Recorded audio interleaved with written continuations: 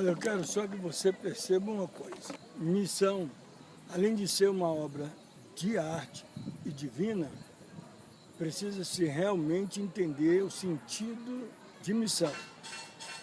Vamos deixar o missionário ter o seu desejo de missão. Mas enquanto você ainda não conhece a importância da missão, da divulgação, então se prepare. Venha aprender, venha conhecer o real sentido tanto da palavra missão, como também da responsabilidade dos que vão. E é muito bom salientar que o missionário em campo, ele precisa de 3 parceiros. Ou seja, a obra missionária ela precisa de parceiros. Então, para você entender o que é missão, você precisa também entender o que é parceria. Parceria é aquele que você pode confiar e acreditar e que não vai estar sozinho no campo. Eu não estou me referindo ao campo esse de futebol. Eu estou me referindo ao campo de missões. Missão é quando se é designado uma equipe ou uma só pessoa para exatamente exercer o trabalho do ID e imperativo do Senhor, seja no Brasil, seja fora dele, mas o importante é que você entenda essa responsabilidade de ir e pregar o Evangelho. Eu dizer a você uma coisa interessante, a obra de missões, como nós estamos dizendo, ela precisa de parceiros. E quem são os parceiros? Paulo citou que ele tinha parceria da igreja de Filipe. Mas vamos falar hoje, que eu já disse, sobre o cristão ou missionário e o mercenário. O mercenário, ele vai a campo por dinheiro, mas o missionário, ele não tem aparência. Ele não tem aparência, como eu disse para você.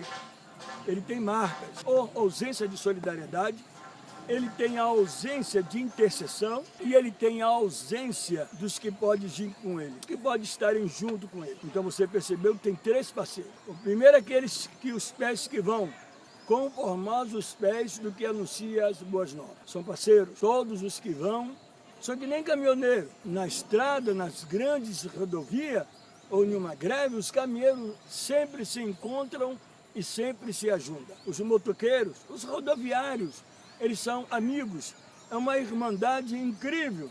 Ele pode não parar no ponto para mim, nem tampouco para outros, até que é direito e é lei, mas para o seu colega, ele para. Ele faz um esforçozinho. Não quero ser contra isso, eu quero entender isso como uma parceria.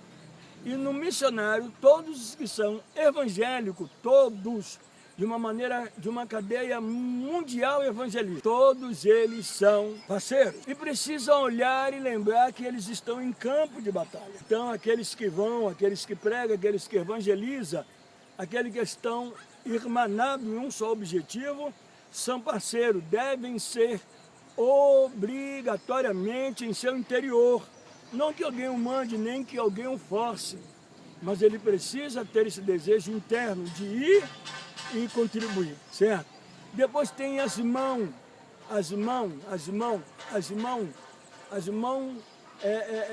que doam para os missionários.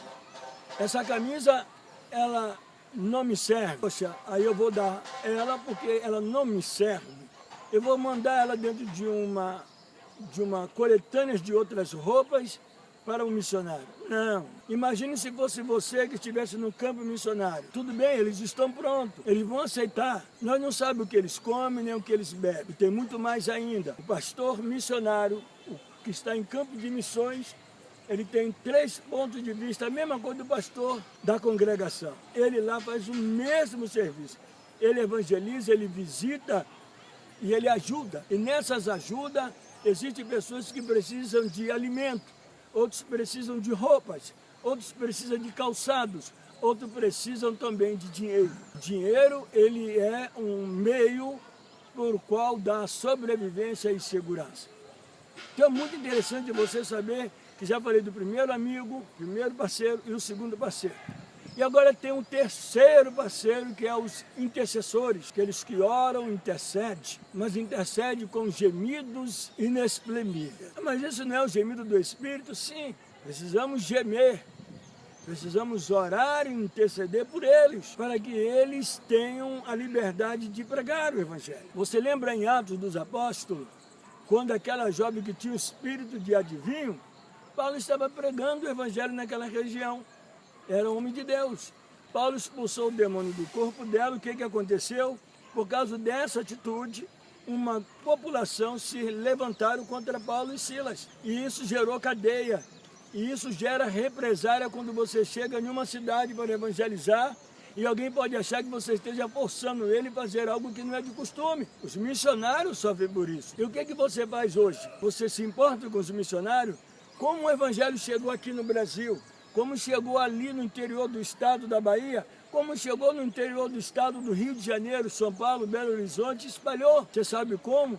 Através deles que vão e os também que intercedem para que as portas estejam abertas. Lembra? Somos 3 parceiros que precisamos. O que intercede, os que doam e os que vão, tá certo?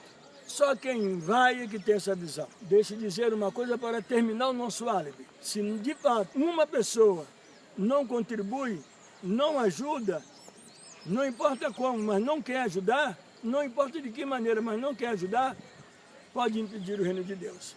E aquele que não ajuda, espalha. Aquele que não é comigo, é contra mim.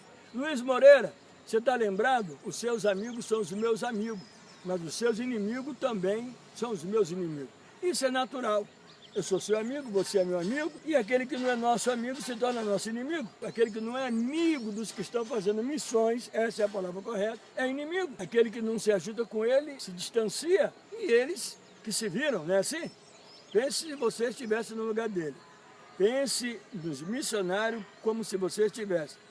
Mas eu não quero fazer missão lá fora, quero fazer aqui dentro. Tem cadeia, tem hospital, tem delegacias públicas, tem bairro, tem comunidade, tem noite, tem manhã. O que você escolhe? Assuma a sua missão e seja parceiro da obra missionária. E o mais interessante desta missão é que quando você chega a uma certa etapa, você já faz agora discípulo, porque a missão da igreja é evangelizar e discipular. Quando você discipula, você está fazendo um segundo missionário. Aquele que cresce, nasce e anda com o missionário ou em obra de missão, a tendência dele será genética, será seguir o exemplo daquele que, na verdade, o criou como obra missionária. Então é muito interessante que você entenda isso dentro de uma área única, que é o ide e pregai. Jesus, depois que recebeu todo o poder, uma vez ressuscitado dentro dos mortos, ele disse, todo o poder é me dado no céu e na terra.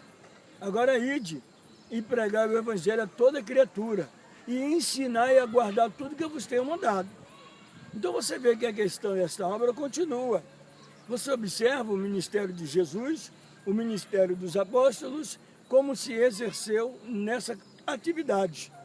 Volto à frente, ou melhor, volto atrás, a lhe recordar uma coisa de grande importância. O que nasce, ou o discipulado, que nasce num campo de missão, tem uma visão missionária. Ele desempenha um caráter do ir e vir. Ele tem a visão messiânica, a missão de ir pregar o evangelho. Uma vez Jesus disse que há um jovem que perguntou, jovem, o senhor da época, perguntou, mestre, seguir-te-ei aonde queres que fores. E o Senhor Jesus disse, olha, a raposa tem convite, a aves do céu ninho, mas o filho do homem não tem aonde reclinar a sua cabeça.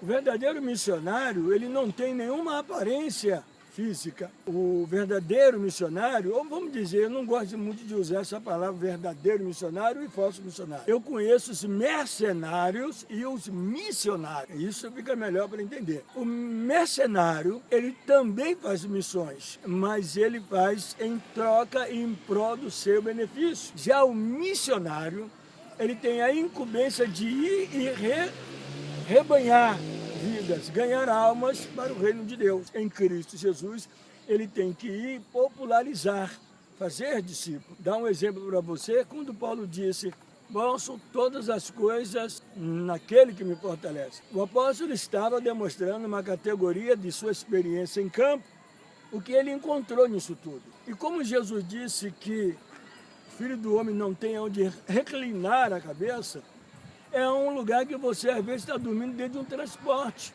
Você pode estar dormindo em pé, porque você está se locomovendo. E nessa de se locomover de um para um lugar para o outro, você não consegue se inclinar a cabeça, ou seja, deitar para descansar. A obra tem sede, trabalho de missão tem um compromisso. Você está disposto? Então, se vista e venha estar com a gente. A obra missionária precisa de gente como você. Não que seja você, mas que você seja o chamado pela obra missionária. Se desse desejo, e quando você tem chamada, você não tem a aparência, não tem em você a característica de dizer que você é missionário. Até porque a obra de missão não tem parecer, não tem formosura, não existe beleza em um missionário. Ele tem marca, ele tem cicatrizes, ele tem dores, porque o missionário ele só vive em campo. A finalidade dele única é ganhar almas para o reino de Deus. E você é vocacionado, você tem essa chamada, entre em contato, se alinhe. Eu não sei como é isso. Veja, de junto da sua casa, junto dos seus vizinhos, o seu ir e vir da igreja, você distribui folheto, tem vergonha do evangelho? Observe essas características e junte-se. Faça isso. Deixe Jesus fazer de você um missionário. Outra coisa interessante é você ter experiência com o evangelho. Nos evangelhos, Mateus, Marcos, Lucas e João, você tem todas as orientações trazidas pelo próprio Jesus. Depois você segue Atos dos Apóstolos e aí você vai seguindo as epístolas e você vai conhecer o mundo de missões. Tá certo? Tudo que você precisa saber está aí, na sua mão, nesse pequeno livro chamado de Bíblia. E porque é Bíblia, nós entendemos como conjuntos de livros. Tá certo? Tudo na palma da sua mão. E hoje, melhor, temos um aplicativo. Podemos baixar Bíblias de várias especificações. O Evangelho, ele tira as vendas dos seus olhos. E isso é interessante quando o Evangelho faz isso na vida da pessoa. Desvenda os olhos e arrependido você clama por desejo. É a hora do id. É a hora de anunciar o Evangelho. Então, enquanto você está no preparo, você não vai sentir nada, mas vai ficar curioso. Quando você tem a curiosidade, você quer saber. Hoje, nessa massa bruta, temos as nuvens, o Google, a internet, que te dá grandes ferramentas de pesquisa para você procurar, pesquisar e saber tudo que precisa concernente ao Evangelho, ao ide e pregai, tá certo? Eu sou Nunes, tive com você nesse presente momento, mas espero na próxima a sua experiência. Agora, se você entendeu alguma coisa, aproveita a oportunidade e divulga. Pega esse vídeo e transfere a outras pessoas, tá certo?